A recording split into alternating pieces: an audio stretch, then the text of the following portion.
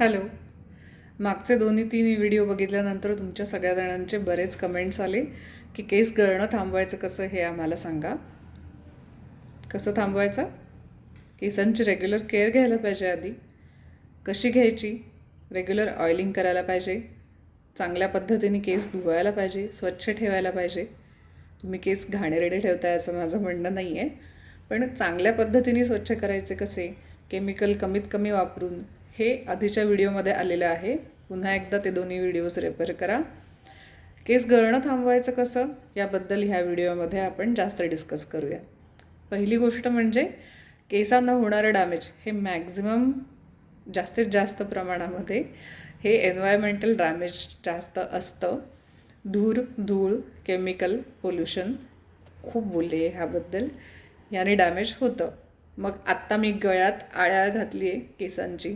मोकळे केस आहेत, ओले आहेत म्हणून मोकळे आहेत. असे मोकळे घेऊन रस्त्याने फिरलं तर काय होईल? रोज असे जर मोकळे घेऊन फिरायला लागले, जास्तीत जास्त धूळ, प्रदूषण, जास्तीत जास्त केमिकल्स मी अट्रॅक्ट करेन जे माझ्या केसांना डॅमेज करतील. मग पहिली गोष्ट काय करा? पुणेरी मुलींसारखं केसांना फडकं बांधायला शिका. तोंडाला बांधायचं की नाही हे तुमचं तुम्ही ठरवा. तुमच्या शहरामध्ये प्रदूषण किती आहे ह्याच्यावरती ते अवलंबून आहे. पण घरातून बाहेर जाताना कृपया केस कव्हर करा, केसांना काहीतरी बांधा. आणि मुळात आधी केस बांधणाऱ्या हेअरस्टाईल्स करायला शिका. तुम्ही एक्सपोजर केसांचं जेवढं कमी कराल, केस जेवढे कमी मोकळे ठेवाल, तेवढे तुमच्या केसांचं डॅमेज कमी होणार आहे.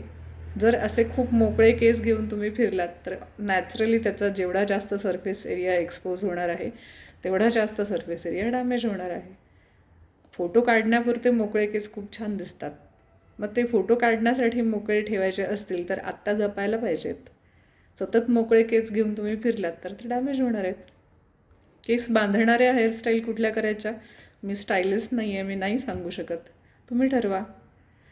अजून काय करायचं तर केसांच्या ज्या हीट ट्रीटमेंट्स किंवा केमिकल ट्रीटमेंट्स येतात, म्हणजे काय तर केस कुरळे करणे, केस सरळ करणे, केसांचे रंग वेगवेगळ्या पद्धतीचे, हायलाईट्स, हेअरस्टायलिंग, रिबॉन्डिंग आणि खूप खूप खूप खूप ट्रीटमेंट येतात. हेअर ड्रायरचे दुश्मन मी आहे सध्या. प्लीज कमी करा. या सगळ्या ट्रीटमेंटमध्ये केमिकल तरी वापरले जातात किंवा खूप जास्त प्रमाणामध्ये उष्णता वापरली जाते, जी तुमच्या केसांसाठी अजिबात चांगली नाही आहे. जितके कमी प्रमाणामध्ये तुम्ही ह्या ट्रीटमेंट कराल, तितकं तुमच्या केसांसाठी ते चांगलं आहे. कधीतरी वर्षाकाठातून एकदा कुठल्या तरी कार्यक्रमाला जाताना किंवा घरातलंच लग्न आहे तेव्हा मग स्टायलिंग वगैरे ठीक आहे. पण खूप रेग्युलरली जे लोक स्टायलिंग करतात, मॉडेल्स आणि सिनेमातल्या हिरोईन वगैरेसुद्धा त्या स्वतःचे केस नाही वापरत. याच्यावरती मला वाटतं मध्यंतरी एक कुठल्या तरी कलाकाराचा व्हिडिओ आला होता की हे जे मस्त मस्त केस दिसत आहेत ते माझे स्वतःचे नाही आहेत, ते मी स्टायलिंग करत नाही माझ्या स्वतःच्या केसांवरती, मी विग लावते आणि विगवरती त्या स्टायलिस्टला सांगते की तुला आता काय करायचं ते कर. कारण मला ह्या क्षेत्रात खूप वर्ष काम करायचं आहे आणि जर सतत मी माझ्याच केसांवर स्टायलिंग करत राहिले तर मी टकली होईन. कोणाचा व्हिडिओ होता शोधून सांगा कमेंट सेक्शनमध्ये, म्हणजे मलाही इतर लोकांना सांगता येईल, कारण मला आठवत नाही आहे. ह्या ट्रीटमेंट्स कमी केल्या केस गळणं कमी होतं का? नाही. नुसतं केसांसाठी फक्त वरून काही लावून उपयोग नाही, कारण केसांची मुळं हा जिवंत भाग आहे. आणि आता थोडंसं मी आयुर्वेदिक आहे ना डॉक्टर, मग माझ्या आयुर्वेदानुसार केस हा एका प्रकारचा मल आहे शरीरातून बाहेर येणारा. तुमच्या जेव्हा हाडं तयार होतात, जेव्हा अस्थिधातू तयार होतो, तेव्हा त्याचं बाय प्रॉडक्ट म्हणून केस आणि नखं तयार होतात. म्हणजे तुमच्या केसांवरून आणि नखांवरून तुमची हाडं किती हेल्दी आहेत हे सांगता येतं. मग या हाडांचं खाद्य काय आहे?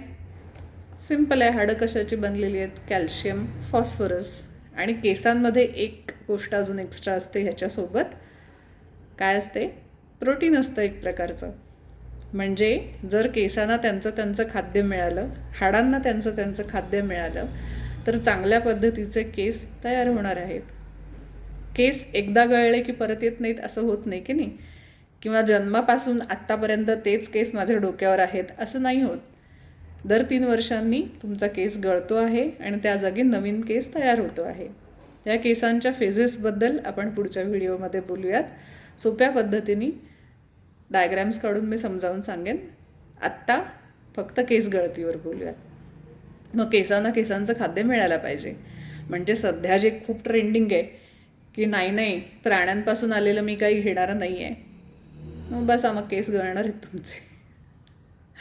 प्राण्यांपासून आलेलं सगळं घेणे म्हणजे नॉन व्हेजिटेरियन होणे असं त्याचा अर्थ होत नाही. पण तेल, तूप, दुधाचे पदार्थ प्राण्यापासून येतात ना, ते घ्यायला हवेत.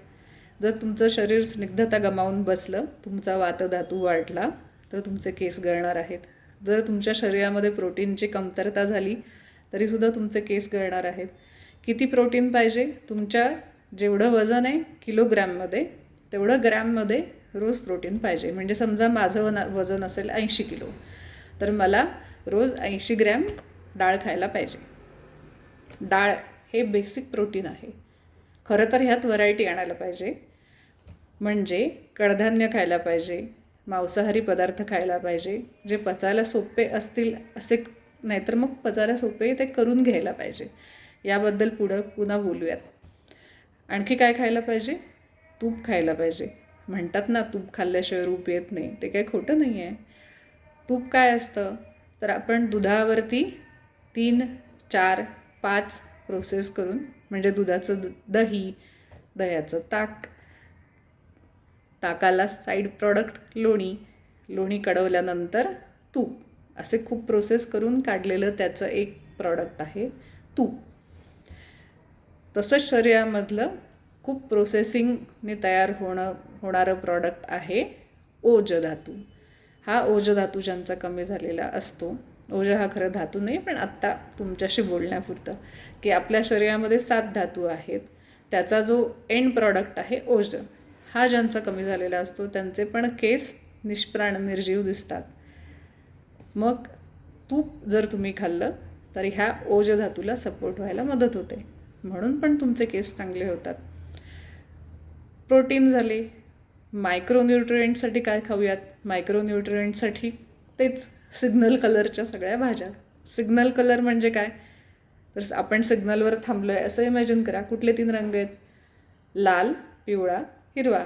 या रंगाची भाज्या आणि फळं खाल्ली तर तुम्हाला त्याच्यातून सगळ्या प्रकारचे मायक्रोन्यूट्रिएंट्स आणि विटामिन्स मिळणार आहे. जर तुमच्या शरीरामध्ये लोह कमी झालेलं असेल तरीसुद्धा केस गळतात. लोह मिळवण्यासाठी साधा सोपा उपाय आहे. 1 टाईम इन्व्हेस्टमेंट करा. एक लोखंडाची कढई विकत आणा. तुमचा स्वयंपाक त्या कढईमध्ये करा. रोजच्या जेवढ्या गरजेपुरतं लोह लागतं ते तुम्हाला त्या कढईच्या कॉन्टॅक्टमध्ये आलेल्या भाजीमधून सुद्धा मिळणार आहे. एक्स्ट्रा लोह मिळवण्यासाठी गूळ खायला पाहिजे.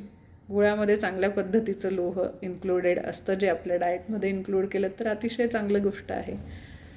आणखी लोह मिळवण्यासाठी काय काय खाता येईल? खूप कॉमन नॉलेज आहे, म्हणून मी इथे सगळी बडबड करत बसत नाही. तुम्ही कमेंट सेक्शनमध्ये सांगा, केस दाट होतात का?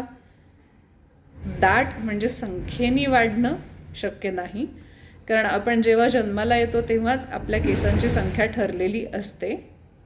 पण ज्या लोकांच्या केसांची संख्या काही कारणामुळे जी ठरलेली आहे त्यापेक्षा पण कमी झालेली असते आणि त्याची जर मुळं डॅमेज झालेली नसतील तर तो केस पुन्हा उगवतो, म्हणून केस दाट दिसायला लागतात. किंवा केसांचं स्ट्रक्चर, जो केस आहे एक अखंड जर धरला, त्याची जर जाडी काही कारणाने कमी झालेली असेल आणि हे सगळं फॉलो केल्यानंतर ती जाडी नॉर्मल झाली तर केस दाट दिसायला लागतात. ह्या पद्धतीने केस दाट होतील. पण असं जे जाहिरात करतात की इतके केस आले माझ्या डोक्यावरती हे प्रॉडक्ट लावल्यानंतर की आता मला केस विंचरतासुद्धा येत नाहीत, नाही, हे खोटं बोलत आहेत. हे शक्य नाही आहे. केसांची संख्या ठरलेली आहे. बाकी आधीच्या व्हिडिओमध्ये बाहेरून काय करायचं ते आपण शिकलो. आता आतून काय खायचं ते शिकलो. पण हे सगळं एका वेळेला खाऊन चालेल का? नाही चालणार. पुढच्या व्हिडिओमध्ये आपण आपल्याला किती, कधी आणि कसं खाल्लेलं पचतं आणि त्याचा केस आणि त्वचेसाठी कसा उपयोग होऊ शकतो याबद्दल पण एक व्हिडिओ करूयात. Bye bye.